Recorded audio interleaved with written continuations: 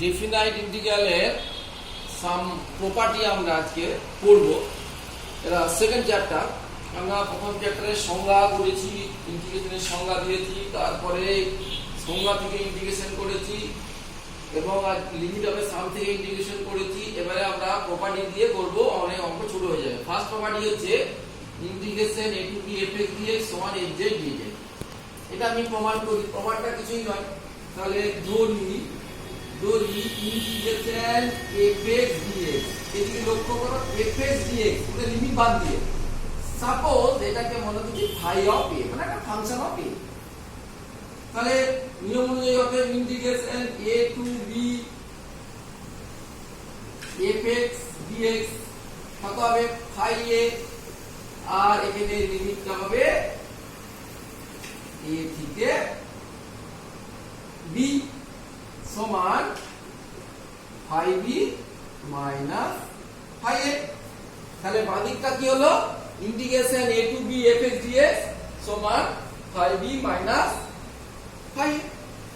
তারপরে দেখো আবার অতএব ইন্টিগ্রেশন fz dz কত হবে fx dx যদি ফাই এটা যে ফাই x, fx dx যদি ফাই x হয় fz dz সমান কত হবে না ফাই z। তাহলে সংজ্ঞা দেখি অতএব integration a to b fz dz সমান ফাই z হলো, আর এখানে a থেকে b সমান phi b minus phi a। দেখো বাঁ দিকটাও phi b minus phi a, ডান দিকটাও phi b minus phi a। তাহলে আমরা কি বলতে পারি অতএব integration a to b fx dx সমান integration a to b fz dz। এটা খুব ইন্টারেস্টিং রেজাল্ট।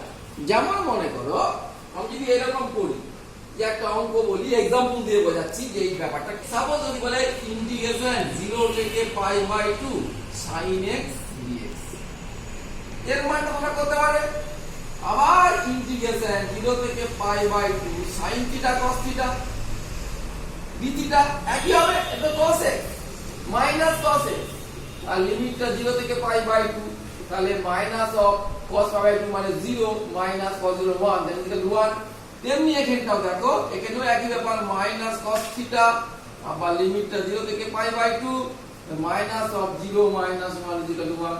অতএব তার মানে এখানে x থাকুক আর থিটাই থাকুক, লিমিটের উপরে নির্ভর করবে এর মানটা। তার মানে ইন্টিগ্রেশন 0 থেকে π/2 sin x dx ইন্টিগ্রেশন 0 থেকে π/2 sin θ dθ। তাহলে এই যে ভেরিয়েবল তার উপরে কোনো নির্ভর করবে না, নির্ভর করবে লিমিটের উপরে। এটা হচ্ছে ফার্স্ট প্রপার্টি। আমি একটা দুটো উপপাদ্যের তোমাদের থিওরেমগুলো প্রমাণ করব, বাকিগুলো তোমরা যারা টেক্সট বুক আছে টেক্সট বুকে দেখে নেবে প্রমাণগুলো। আমি শুধু অঙ্কগুলো কি করে করতে সেটাই বলবো। এটা আমাদের ফার্স্ট আমাদের থিওরেম হলো, এইগুলো কাজে লাগাবে। এবার আমরা সেকেন্ড থিওরেমে যাব। সেকেন্ড থিওরেমটা কি বলেছে integration a to b fx dx সমান minus integration b to a fx dx। দেখো এইটা পাল্টে গেছে, a থেকে b ছিল, b থেকে a হলে মাইনাস, এটা কিছুই নেই। তাহলে একই রকম ধরি সেই একই রকম ক্যালকুলেশন, ইন্টিগ্রেশন fx dx সমান ফাই x।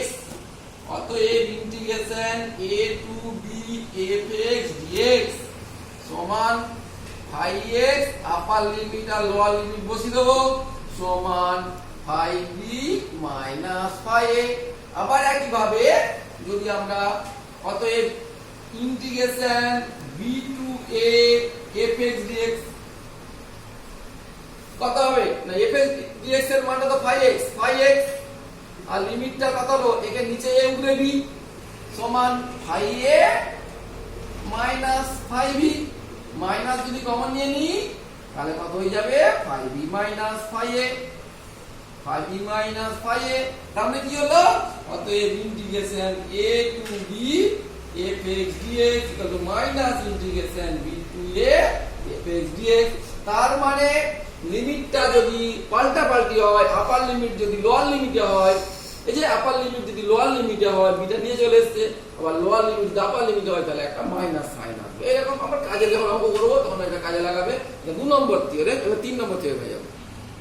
3 নম্বরটা বলেছে a less than c less than b। দেখো c তো a b এর মাঝখানে নিচ্ছে, যেমন আমি সংখ্যা রেখায় বলেছি যে c a b এর মধ্যে, কিন্তু মধ্যবিন্দু হবে এমন কোনো মানে নেই, যে কোনো জায়গায় হতে পারে। Integration a to b fx dx সমান a থেকে c fx dx plus c থেকে a fx dx। সেই তোমাদের লিমিট অফ সামের যে আমরা সেই করেছিলাম, এটা যদি ফাংশন হয়, এটা যদি a হয়, এটা যদি b হয়, এই লেন্থটা এখান থেকে এটা a এটা b, এই এরিয়াটা ছিল দেখতে বলতাম যে এগুলো c হয়, এই এরিয়াটা প্লাস এই এরিয়াটা। প্রমাণটা আমি আর যাচ্ছি না, বুঝিয়ে দিলাম। তবে মনে রাখতে হবে a থেকে b এর মাঝখানে c হবে। মাঝখানে মানে মিড পয়েন্ট নয়, যে কোনো জায়গায় হতে পারে। যেমন একটা বলি, যেমন বলি যদি বলে ইন্টিগ্রেশন -π/2 থেকে π/2 sin x dx। এটাকে আমরা ইজিলি বলতে পারি, যেহেতু এই -π/2 এখানে আছে, π/2 এখানে আছে, এখানে 0 আছে, বা অন্য কিছু নিতে পারো। আমি 0 মাঝখানে হয়ে যাচ্ছে, সবসময় মাঝখানে হওয়ার কোনো কথা নেই। সমান ইন্টিগ্রেশন -π/2 থেকে 0 sin x dx প্লাস 0 থেকে π/2 sin x dx। এবার এই π/2 যেহেতু সরি এই 0টা ঠিক আছে, 0 এই 0টা যে a to c c to b হবে। এই হলো আমাদের 3 নম্বর থিওরেম। অর্থাৎ যদি a থেকে b এর মধ্যে c হয় তাহলে a to b fx dx c একটা আনতে পারি। প্রথমটার আপার লিমিট c হবে, দ্বিতীয়টার লোয়ার লিমিট c হবে। এই হলো আমাদের 3 নম্বর। 4 নম্বর ভিডিওটা দেখো, 0 to a fx dx সমান 0 to a of a minus x dx। এই প্রমাণটা, এই যে ইন্টিগ্রেশনের এর প্রমাণটা কিন্তু পরীক্ষায় আসতে পারে। আমি প্রমাণটা করে দেখছি। আমি RHS থেকে ধরি, RHS এ কি আছে না integration 0 to a f of a minus x dx। এবারে আমি ধরি যে a minus x equal to z। তাহলে সেই যেমন করে তাহলে minus dx equal to z differentiate করলে লিমিট চেঞ্জ করতে হবে। আমরা জানি x by z, x এর মান যদি a বসাই তাহলে z এর মানটা কত হবে, a minus a মানে 0। আর যদি আমরা 0 বসাই, আগে 0 বসানো ছিল, 0 বসালে কত হচ্ছে a হচ্ছে, লিমিট চেঞ্জ করেছি।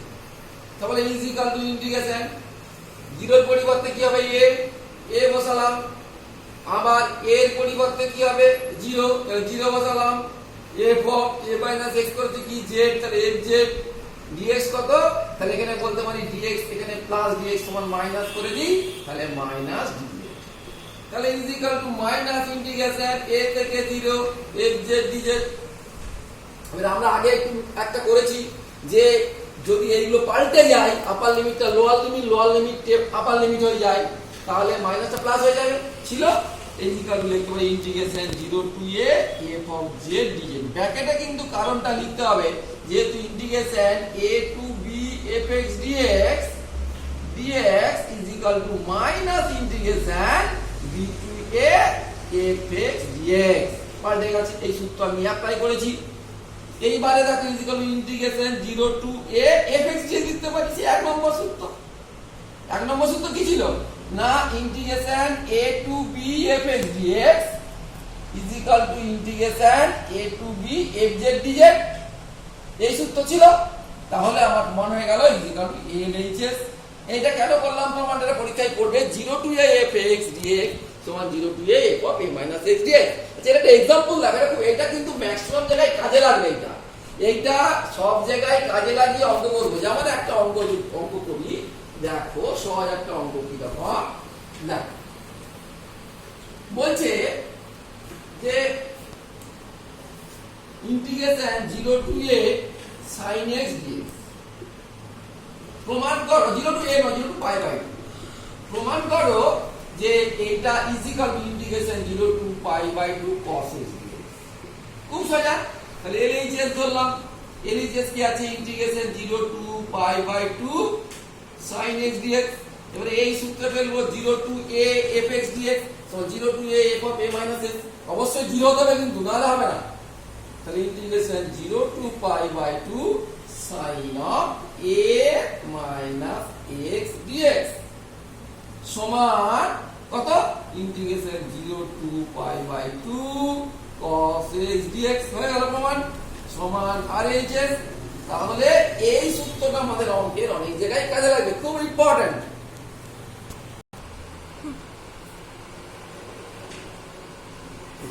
দেখো এই কন্ডিশনটা কিন্তু খুব ইম্পর্টেন্ট। এই n কথাটা দেখো n এ, যেমন আমি যদি বলি integration 0 to 3 into pi by 2 sin x dx, এটাকে আমি তিনটা বাইরে যাচ্ছে 3 ইনটু ইন্টিগ্রেশন 0 থেকে পাই বাই 2 sin x dx, এটা কি লিখতে পারি? দেখতে হবে fx ইকুয়াল টু এখানে কত আছে sin x, তাহলে f of a plus x মানে কত? a মানে পাই বাই 2, তাহলে equal to sin of pi by 2 plus x সমান cos x। তাহলে এটা কি হচ্ছে? fx মিলছে? তাহলে এইটা কিন্তু মিলছে না, সেই জন্য এই কন্ডিশনটা ফুলফিল করতে হবে। এই তিনটা কখন নামবে না, যদি f অফ x সমান পাই বাই 2 প্লাস x হয়। আচ্ছা আমি x না করে 2x করতাম, তাহলে কি হতো? না আচ্ছা ঠিক আছে, এটা হচ্ছে না, ব্যাস আমি আবার এক্সাম্পল দিয়ে দেখাবো কোনটা হবে। এবারে এটা প্রমাণে আমরা আসবো। দেখো প্রমাণে আমরা আসবো। দেখো সাপোজ 0 থেকে শুরু করছি n এ, তাহলে এখানটা a, এখানটা 2a, এটা 3a, এটা 4a, ডট ডট ডট করে n - 1 এ n এর সংখ্যা লেখা। তার মানে 0 টু n fx dx কে লিখতে পারি 0 to a fx dx plus a থেকে n এই পর্যন্ত হয়ে যায়। a যেহেতু a আর n এর মধ্যে আছে 0 less than a less than n, সেই সূত্র 0 to a to b fx dx যদি c থাকে তার মাঝখানে সেটা আমরা লিখতে পারি আগে সূত্রের সাহায্যে। সেই সূত্রের সাহায্যে এটাকে আমরা লিখলাম 0 to a to n, 0 to a না এটাকে আবার লিখবো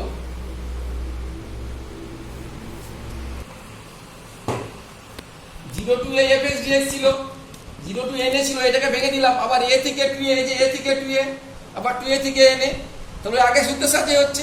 তাহলে এরকম করে আমরা ভেঙে ভেঙে না করে আমরা একবারে করতে পারি কি 0 to a fx dx a to 2a fx dx plus 2a থেকে 3a fx dx plus dot dot dot plus n - 1 a থেকে n a fx dx।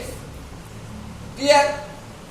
এরপরে আমরা প্রতিটাকে আমরা প্রমাণ করব। দেখো কিভাবে আমরা n এ আসছে।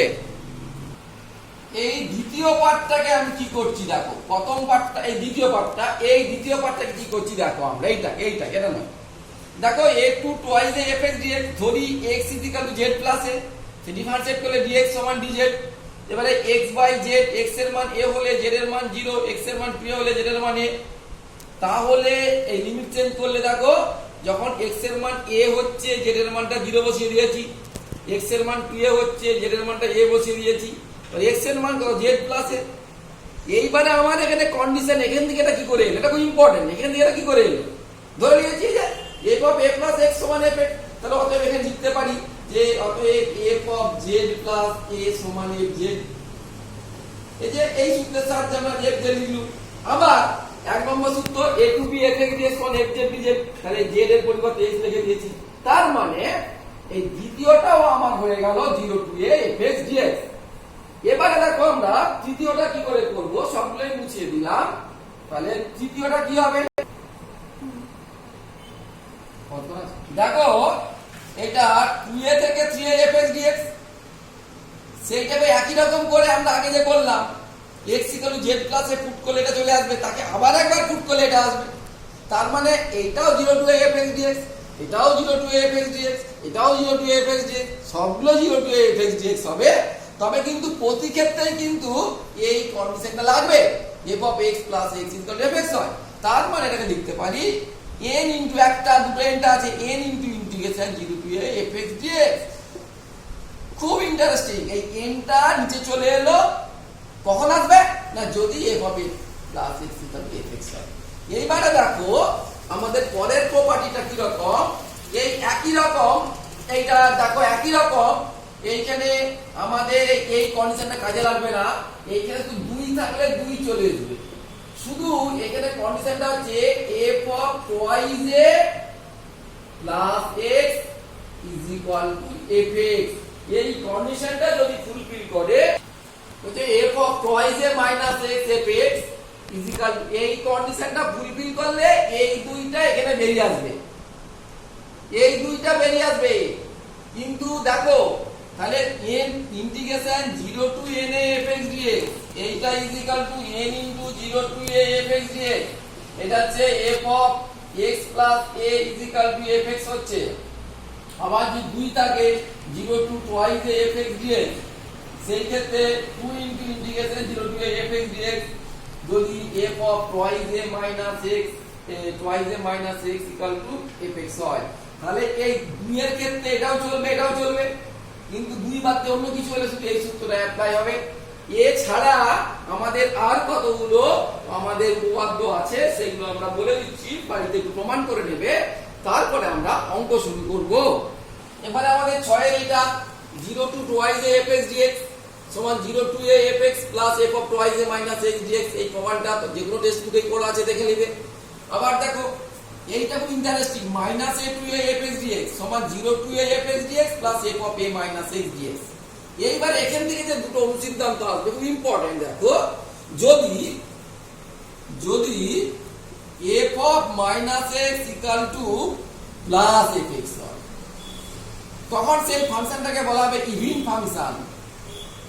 ইভিন ফাংশন, তাহলে ইভিন ফাংশন কাকে বলে না, যদি f of minus x সমান fx হয়, যেমন fx যদি x স্কয়ার হয় তাহলে f of minus x কত x স্কয়ার, তাহলে f of x সমান minus x তাহলে x স্কয়ার ইভিন ফাংশন।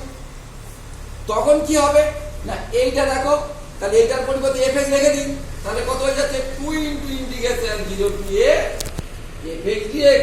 তাহলে ইভিন ফাংশন হলে 0 to minus a to a fx dx, এটা খুব ইম্পর্টেন্ট সূত্র, পরীক্ষায় প্রমাণ আসতে পারে। এবারে দেখো যদি অড ফাংশন হয় কাকে বলে, f of minus x equal to minus fx হয়, উদাহরণ কি মনে করো fx equal to sin x